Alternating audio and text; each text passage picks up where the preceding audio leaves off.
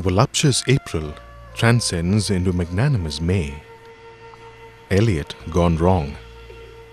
April is not cruel, neither May depraved. Mixing memory and desire, stirring dull roots with the spring rain, April evolves selflessly into meditative May. It is early May. The Himalayas beckon. Lilacs transfigured into lotuses, hence the journey.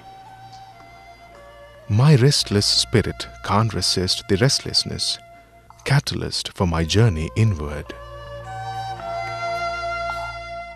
Sitting in the airplane, a heap of questions piled up in my mind. What a pyramid of wonders destiny has designed for me. What am I in search of? In search of the reality of the centuries-old mythological world? Or in search of my own self? I don't know. I just don't know. Looking through the window, an ocean of mountains streaks below us. Flying over the Everest, my heart leaps for the unknown. Our journey begins here. The journey to Kailash Manasarovar. Before the India-China War in 1962, there were some 3 to 4 ways to Kailash, only to be shut down one by one afterwards. Now, there remains only 2. One is through India, the other is through Nepal. We chose the latter.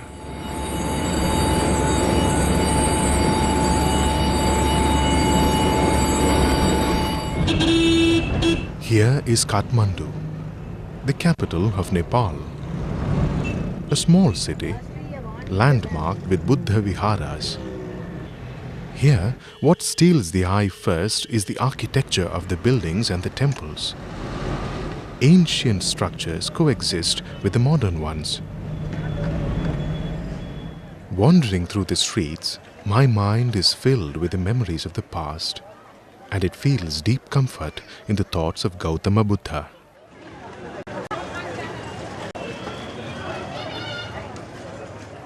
What you now see is a Buddhist monastery. Come, let's have a pradakshina. Bow our head before that prince who renounced every luxury for the trident of Buddha. Satya, Dharma and Ahimsa being its 3 prongs. Buddham Sharanam Gacchami, Dhammam Sharanam Gacchami, Sangham Sharanam Gacchami.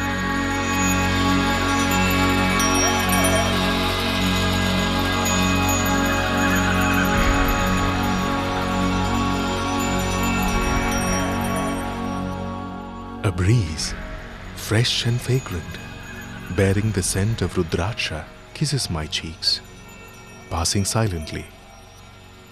The ancient and real smell of Nepal. Come, let's now go to the Pashupatinath temple. This temple is famous for the abundance of Shivalingas. Lingas bathed in sandal, milk, rose water and flowers. Parivrajaka, come, smear yourself with the bhasma of wonder and delight. Isn't it more appropriate to start the journey to Kailash from here, offering pranams to Lord Pashupatinath? Yes, it does seem proper.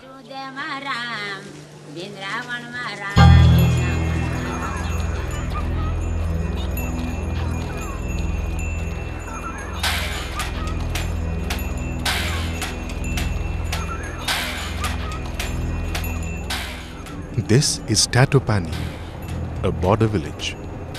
The actual journey begins here. The river marks the border between Nepal and Tibet. The other side of the river is Tibet. The China invaded Tibet. The bridge across the river is pet-named Friendship Bridge. You are allowed to go forward only after the thorough scrutiny of Chinese officials.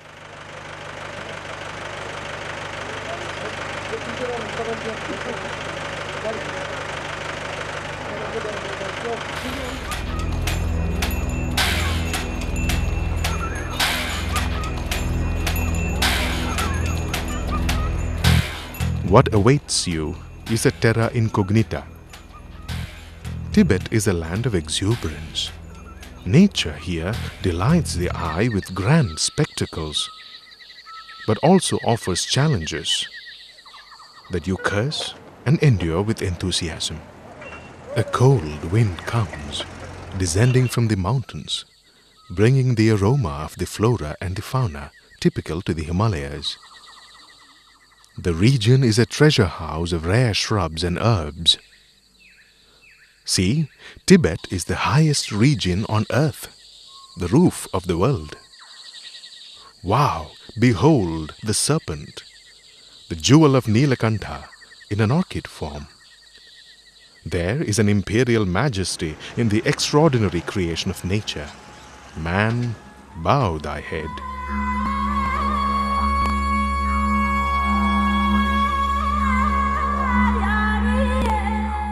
Traversing the slopes of the Tibetan mountains, the road goes winding its way upwards.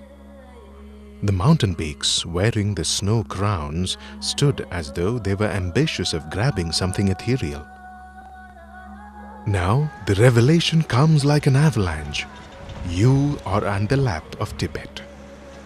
A landscape of ice, rock and water welcomes you. Here, the average temperature is 0 degrees Celsius. The temperatures frequently drop suddenly after sunset. The cold, piercing through the bones, is unbearable. It grips your mind and body with its damp palm and strangles you. The mountains in Tibet form Asia's principal watershed and are the source of many of the continent's major rivers. Looking forward, what you see is the first Tibetan camp, Nyalam. Here we stay for a couple of days. Bored? Hey, come on, it is inevitable. This short stay will make you tuned to endure the hardships yet to come.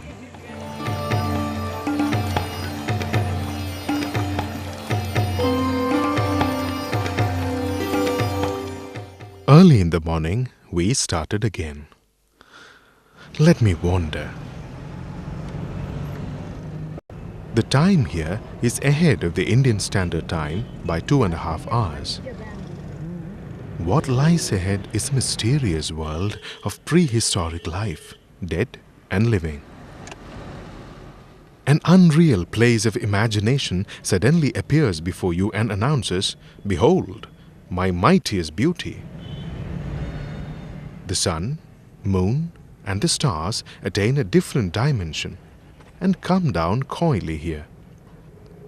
A thick mist covers the earth's naked body, and the sun stands pale, incapable to lift the veil and embrace her, his face drooping. One thing, oxygen levels are very low here in this arc of the Tibetan plateau. Oxygen cylinders should be handy, but nothing stops you.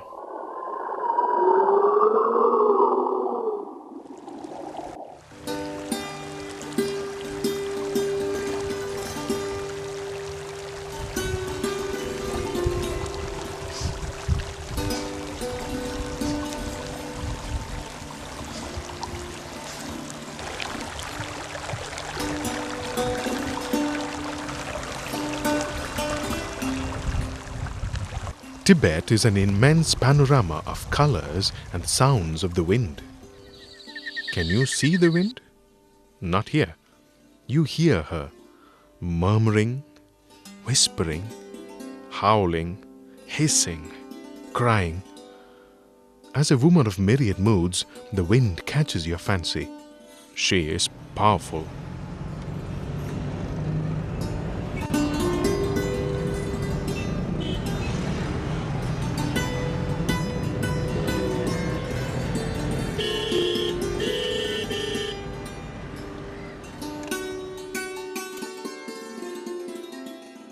Here, The sand, snow, wind and streams together form the ensemble for the symphony. Everything in Tibet is unruly. The wind, the clouds and the sands are free. The love and passion between the trio is never confined to any law. Yet, there seems to be a jarring harmony of things. Snow, ice, hills, sands and streams with ice melted, half melted. Here, one of our vehicles is clogged in sand, translating the place into a resting place for the group. Oh, let me come to another point. Here, you can't mark your way. No landmarks. The wind will carry in its wings anything, even a small hill. Let loose your fancy. Imagine flying hills. As soon as you plunge into the mysterious reality of Tibet before you, the paint and the canvas vanish like the morning mist. There is a long way to travel before you reach Kailash, the ultimate destination.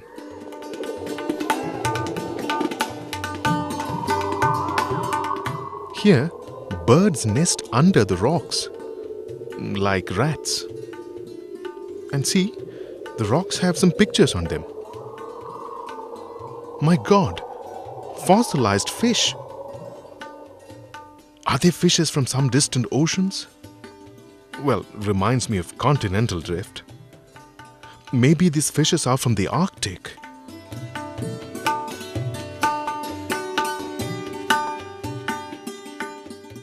Here is the Brahmaputra in all her maiden chastity. Feel the crystalline cold waters. The wind carrying the divine scent of ice pierce through your body. On the other side of the river awaits another camp, Saga. Night sky over Saga is just fabulous. You can witness the Milky Way flowing like the mist in the morning. There, you can see the constellation Saptarishi lying low on the horizon.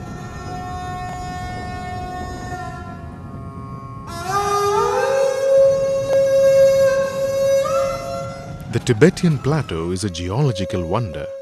This sprawling site bears the marks of geological metamorphosis.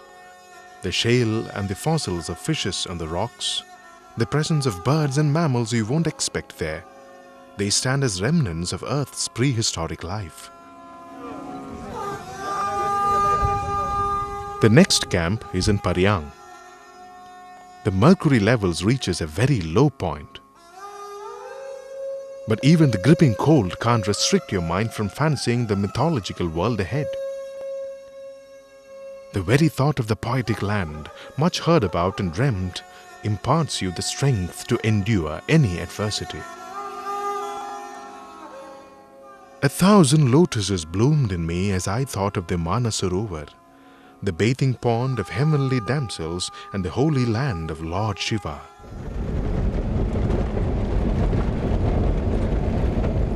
Oh my, we have reached at last.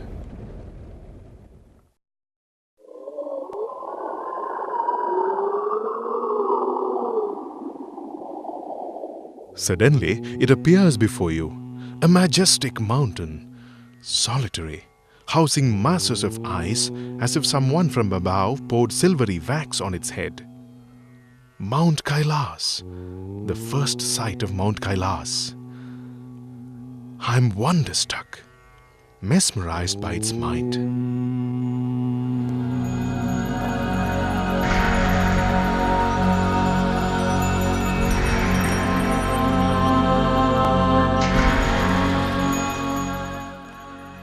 Here, look, the holy waters of the Manasarovar, mythological lake created by Brahma out of his Manasam, his mind.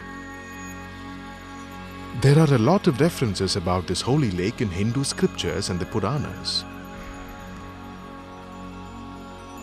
Kneel, man, before the divine painting. The Manasarovar Lake stretches over an area of 86 square kilometers. Often, I stood gazing at the blue crystalline waters, oblivious of the world around me.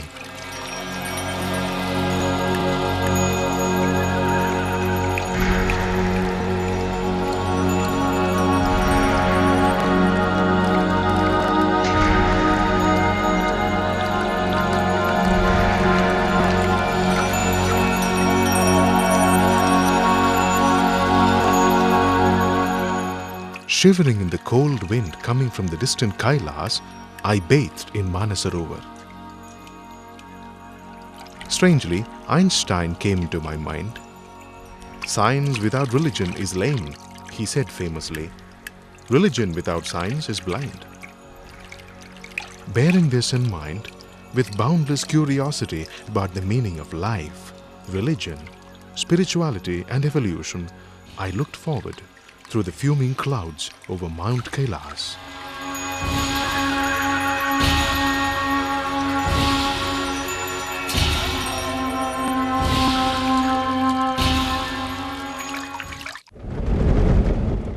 Here, what awaits you is a monastery, Trugogompa, the first one in the route of Manasarovar Parikrama. This is the southern side of the Sarovar. In front of you stands Mount Kailash, majestic, imperial, mysterious. According to Buddhist mythology, Sarovar and Kailash are related to the birth of the Buddha. They believe that when the sacred mother of Buddha stood bathing in the Sarovar, there descended from the north, from Mount Kailash, a cloud in the shape of a white elephant which entered in her womb. Hence, the numerous Buddhist monasteries we find around Manasarovar and Mount Kailash. Let's go inside. Listen. Don't you hear the mantra, Om Manipatmeham?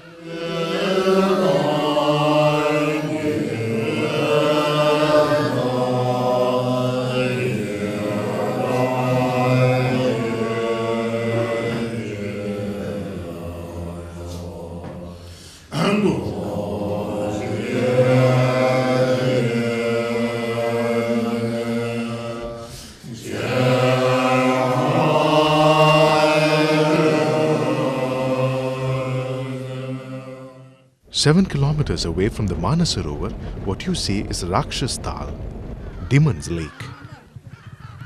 This lake was once connected with the Manasarovar by a 10 kilometers long river, the Ganga Chao. For the past few years, there is no water in Ganga Chao.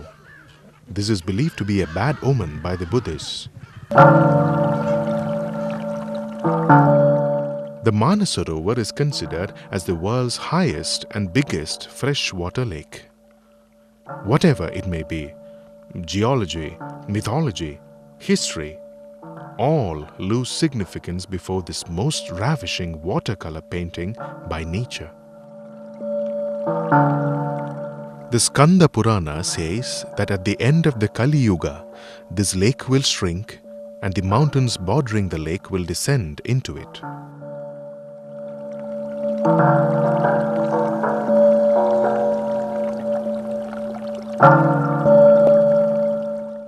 After a holy dip in the Sarovar, the pilgrims usually perform Homa, an offering for Lord Shiva, before entering the premises of his abode.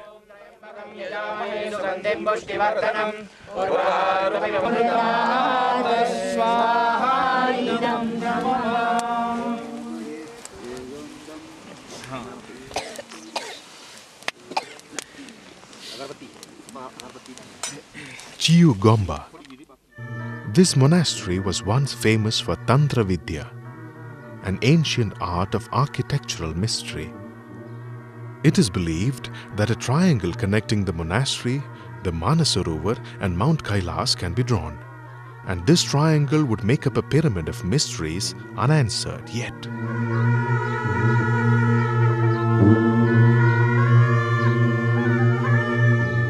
Again, science merges into mythology. There are clear evidences of the time when the mountains are overthrown and the sea is uplifted. The albatrosses you see here on the lakeside reminds you of this, and again of the centuries of race consciousness keeping them alive there. They stood, waiting for something, like the characters in an absurd drama by Thomas Becket. Are they living in the memory of ancient times?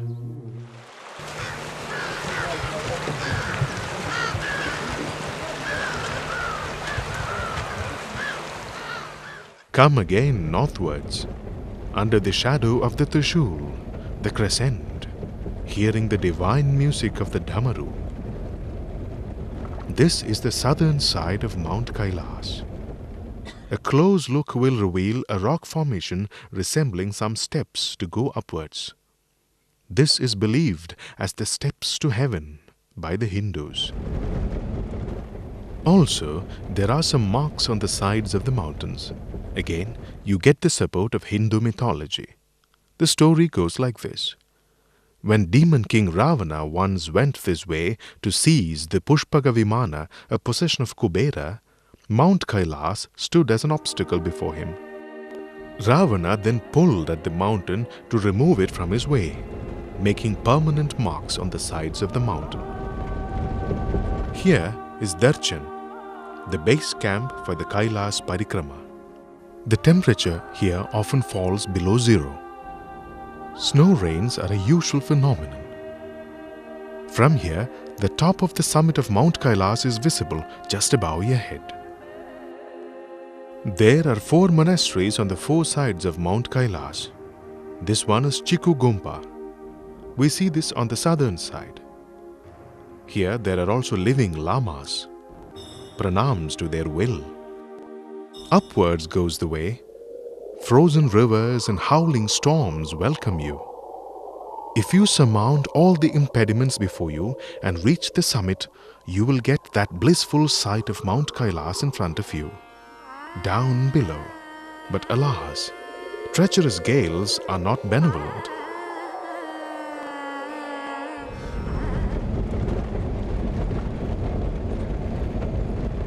See, this is called Yamadwar. Maybe the structure came in the recent past. The belief is that when a person crosses this point, he has entrance to the world beyond death. These rock formations stand as images of the past. They resemble once crowded courtyards of high-rise palaces whose tops were ornated with clouds, the moon and the stars.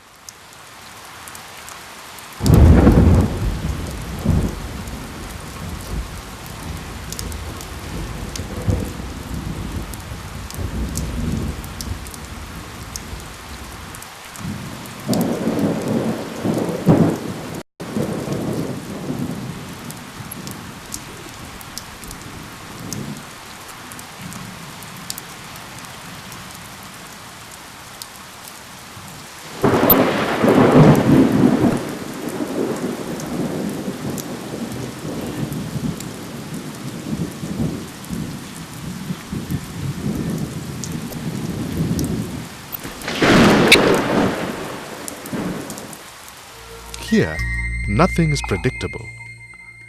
Thou stands naked to receive thy fate. Flowers of snow, showers of ethereal light, the rays of rain, vibrations of the past, the gale of cold wind. Oh, catch rain, dance in the snow, scribble poetry in rock. Hallucinations? No, it's not. And now, we are coming to another phase of our Kailash Parikrama. Above in the sky, clouds and mountain peaks play hide and seek. Below, the valley lies blanketed under silver-embroidered carpet of snow. Our aim is to have a darshan of the northern side of Kailash, the sacred mountain.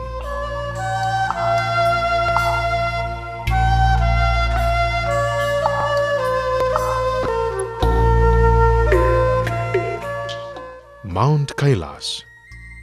Whatever the significance may be, Whether it is the empire of Lord Shiva or Kubera, or the abode of Lord Buddha, or the holy place of the Jains, or the Mount Swastik of the Bon followers, it compels you to deny, to renounce yourself.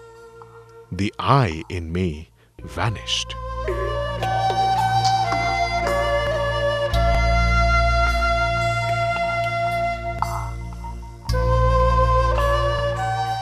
Here is Darpuk, the northern face of Kailash.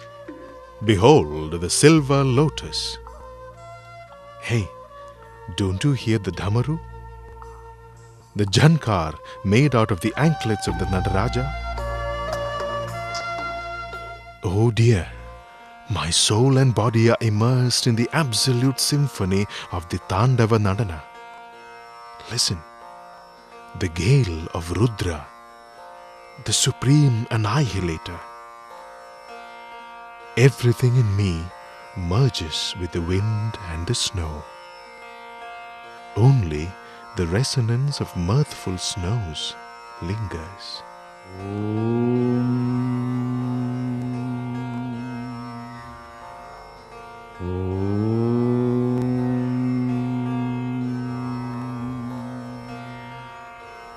Om.